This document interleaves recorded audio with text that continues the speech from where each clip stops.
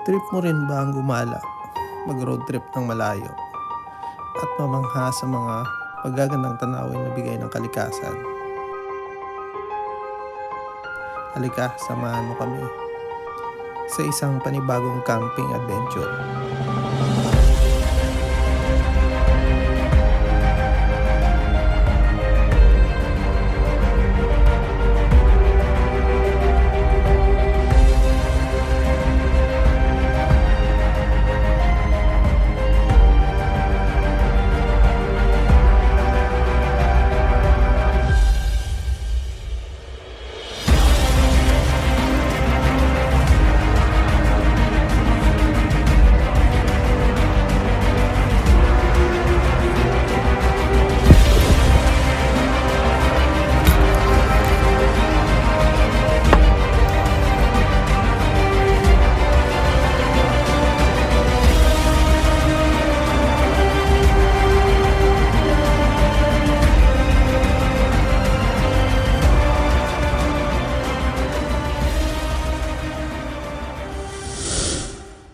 What's up guys? Panibagong araw, panibagong gala na naman gagawin natin. Ngayong araw ay pupunta ulit tayo sa bukod. So may isang campsite ulit doon tayo na pupuntahan. Actually marami yun pine trees din, katulad nung sa Patok. So ngayong araw ay pupunta tayo sa sa Umaking ba o Umaking, hindi ko lang alam paano ibigkas. Umaking Nature Park and Campsite, something ganon yung pangalan. Kaya samahan nyo kami guys doon sa campsite na yan.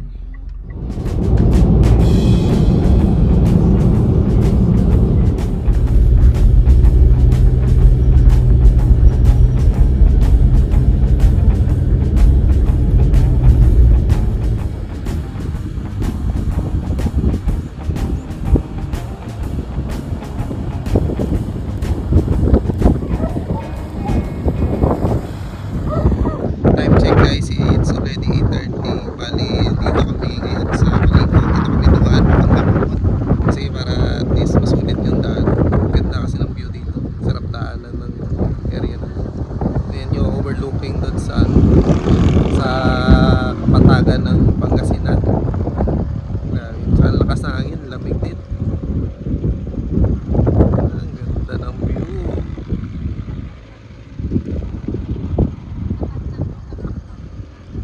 Ang dami na rin sulputang mga beauty dito sa area ng San Nicolas.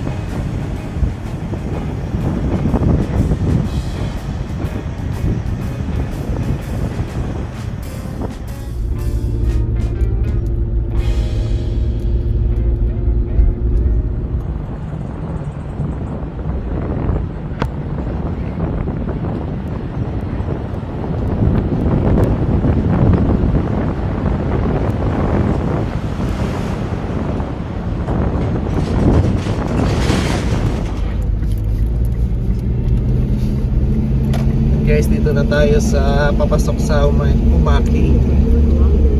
Bali sa bukod na tayo. Umanan tayo dito sa papasok sa location ng campsite.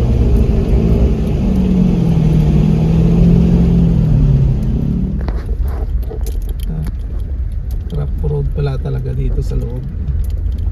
Pero ang ganda ng view, oh. Wow.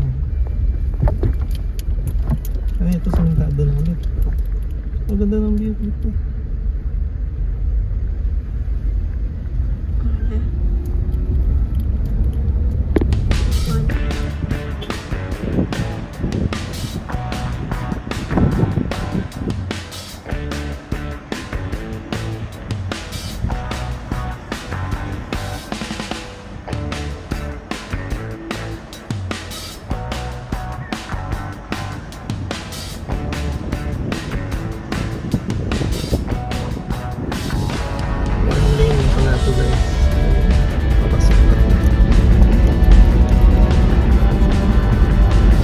Limitado naman dito sa unahan.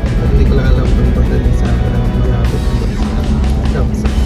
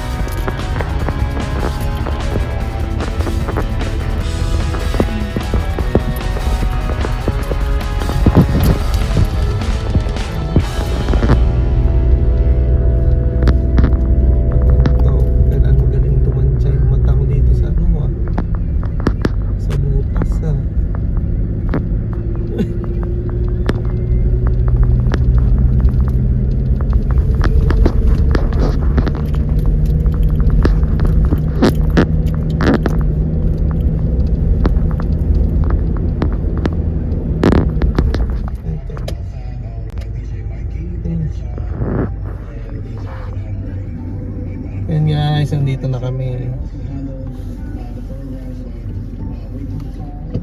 Saglit lang. Tatanungin naman natin parang guys, dito na tayo sa loob. Time check, it's already 11:30. Pasok na tayo dito sa campsite.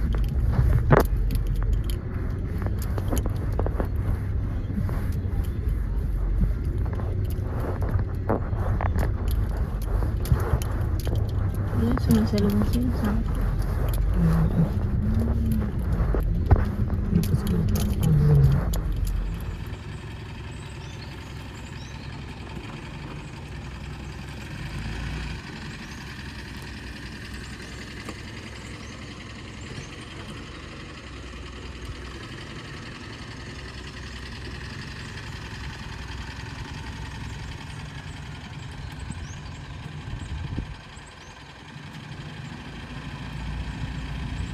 Guys, at andito na tayo. Ayan, ito yung spot na pinili namin, yung phase 4 na location nila ate. Na madami pala tong phase parang hindi ko pa alam kung hanggang ilang phase to, pero phase 4 yung pinili namin. Meron doon sa kabila phase 2, phase 1 yung nakita ko doon sa kabila. Yan, pero ito maganda. yung phase 4. Maganda yung view. Yun, kung makita nyo dun sa likod, may bundok. Kita yung mga bundok sa mga pine trees doon. Makapal. Ayan.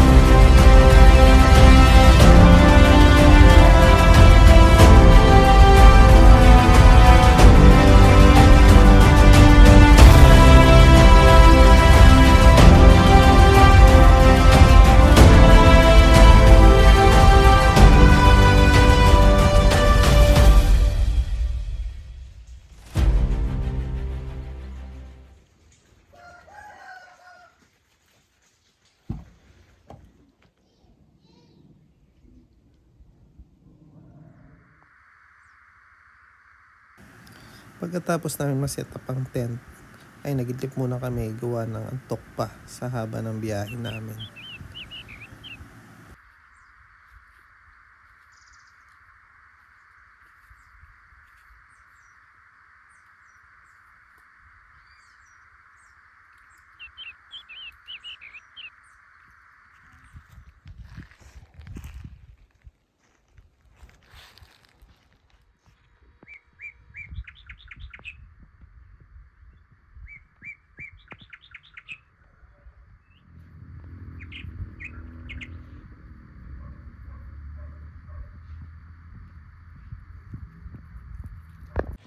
Yun guys, late na kami gising, grabe mga alas 4 na ata. Ngayon maghanap na ako ng kain pang bonfire kasi sobrang lamig na. Palubog na rin yung araw. Hanap tayo ng kahoy dito. Marami nang nagbagsak ang mga sanga dito. Pang bonfire.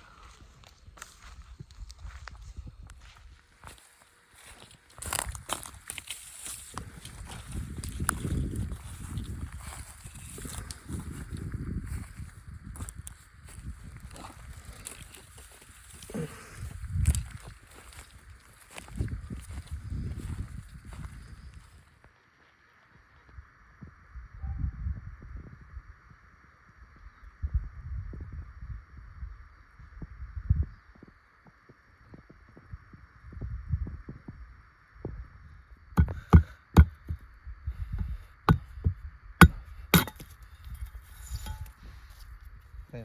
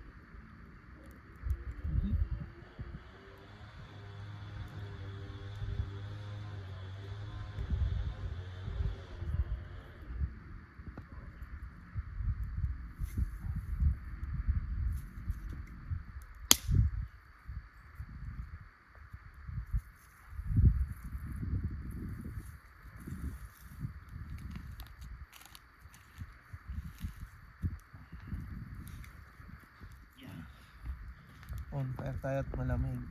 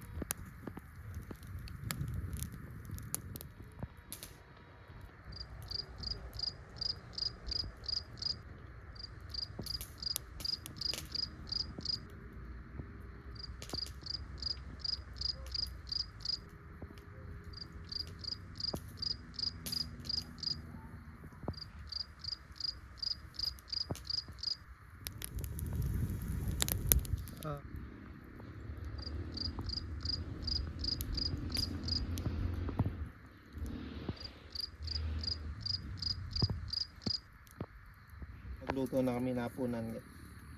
Medyo gutom na. Nakapagsaing na rin naman kami. Ulam na lang.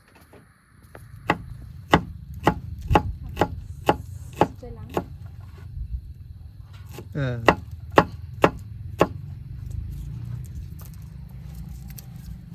Min.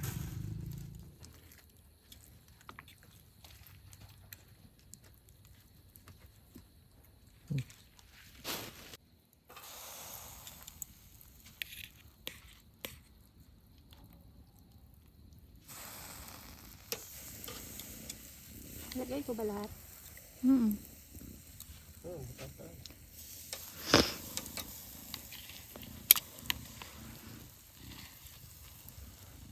Paypayan nila ngayon mga butay sa tulog.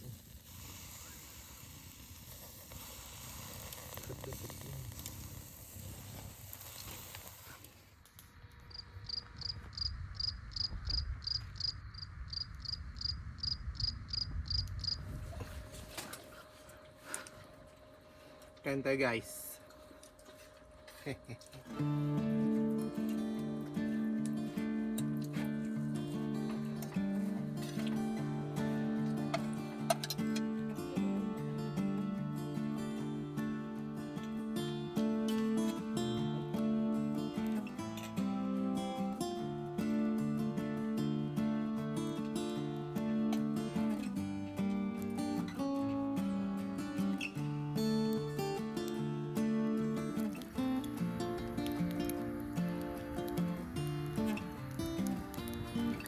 medyo mahina pala yung ano dito guys, yung data, yung network.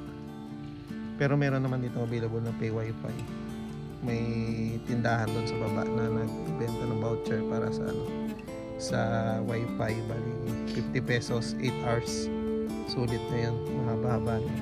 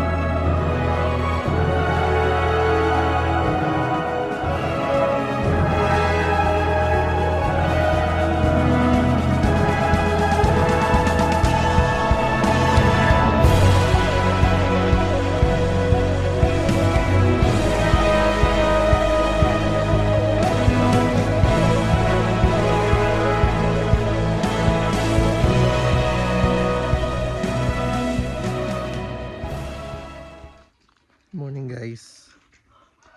Maga yung gising natin yan. Hindi siya ganun kalamig ngayong araw. Pero sakto lang na manginginig ka.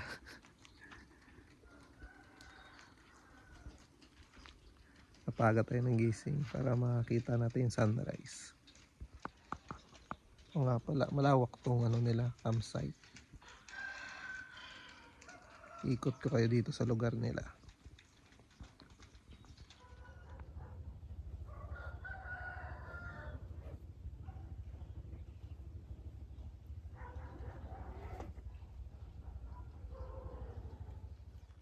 Lakad-lakad muna tayo para uminit yung katawan. Sobrang lamig din talaga.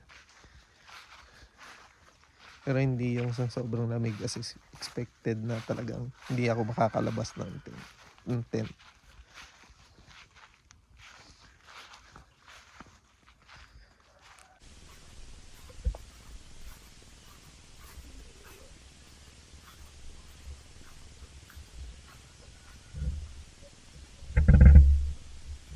si Mrs. Para muna ikot.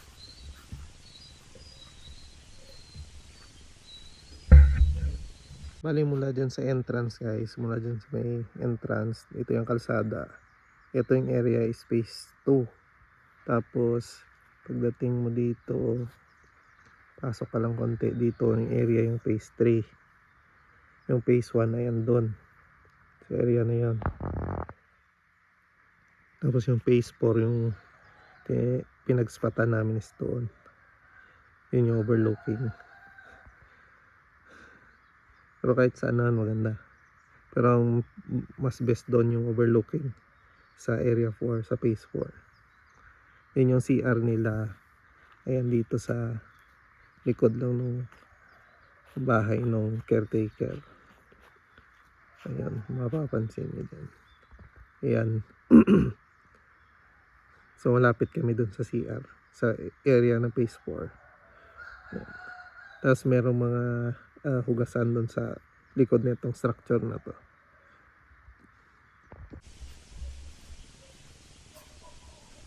Yung may mga event, pwede to. Kaso lang malapit sa mga residential, so dapat di ganun kaingay na mga event.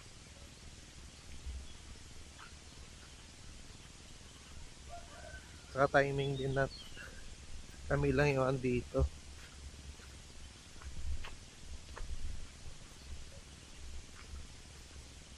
Bali weekend ngayon pero wala pang ibang kasabay.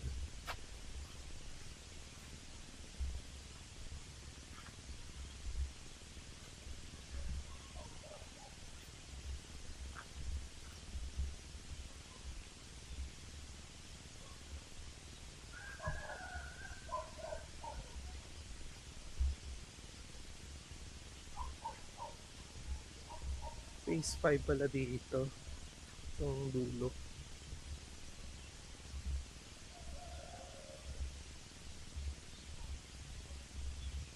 Ang lawak to yung campsite nila.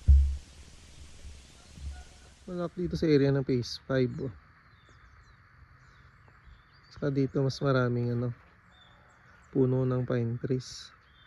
Tapos may trail dito na pababa dito sa mga sa puno. Overlooking din to pero yun nga, maraming puno kasing nakaharang. May clouds nga dun sa baba. Hindi lang ganun ka. Hindi lang ganun kakita siguro. Pero yun, meron mababang clouds. Minsan nagkakaroon ng parang sea of clouds dito eh. Kita ko sa ibang post doon sa regarding sa dito sa campsite na to. Yan, ganda ng view guys oh.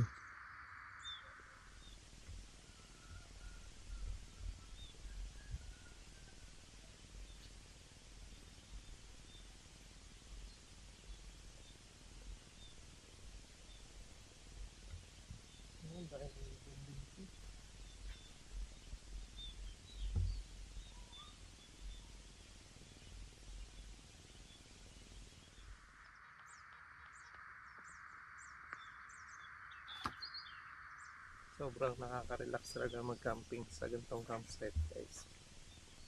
Kaya maraming yung nahawa mag-camping gawa ng nakaka-reboot, nakaka-refresh yung feeling sa utak pag ganito yung mga naririnig mo.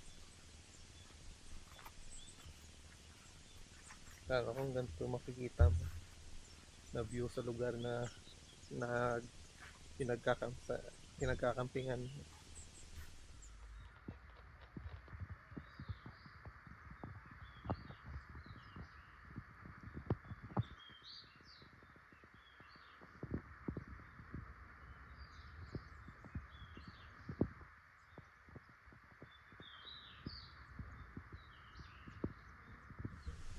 Medyo pasukin lang tong area nila. Pero okay din naman. Yung daan lang mukhang medyo mahirap yung sa sedan. Kailangan high clearance ka sa daan. Kasi medyo may mga malalim kang lubak. Tsaka bawal mahulog gulong dun sa ano, kasi minsan naka-pave lang yung truck lang ng sasakyan, yung dalawang gulong mo doon lang siya sa gilid ng merong simento. Parang daan lang mismo sa sasakyan merong simento, hindi yung buong daan. So kailangan bantay mo yung gulong mo kasi pag nahulog minsan may sobrang lalim. So kung sedan ka medyo mahirap. Pero pag narating to sulit naman. Kape muna tayo.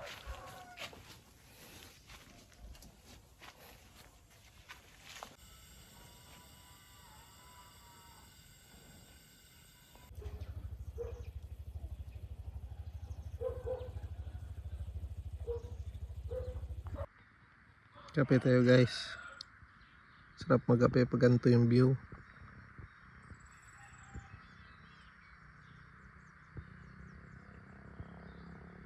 Tsaka lalo na kung malamig.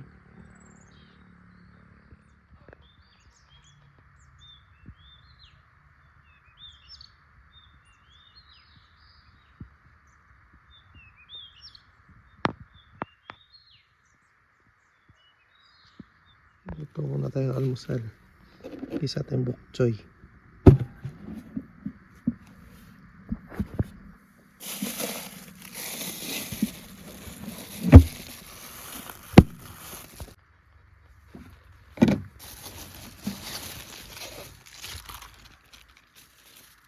Nabili lang namin doon, paakyat kami ng ng Maliko kahapon. Kamura lang. Sa mall mo bilhin. O doon sa Manila area.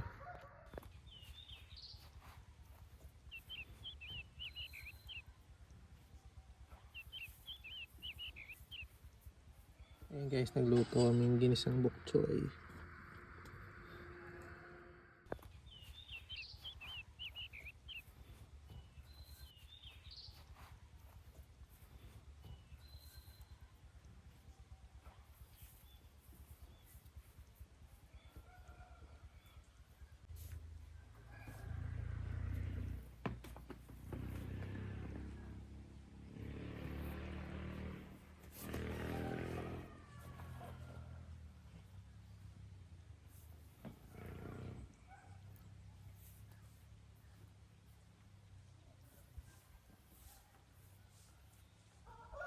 Charge muna natin at ni power station.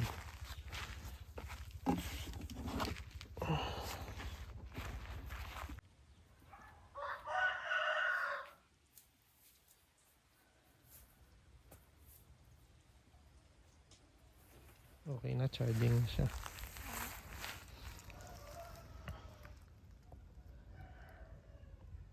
Yan, 77 watts.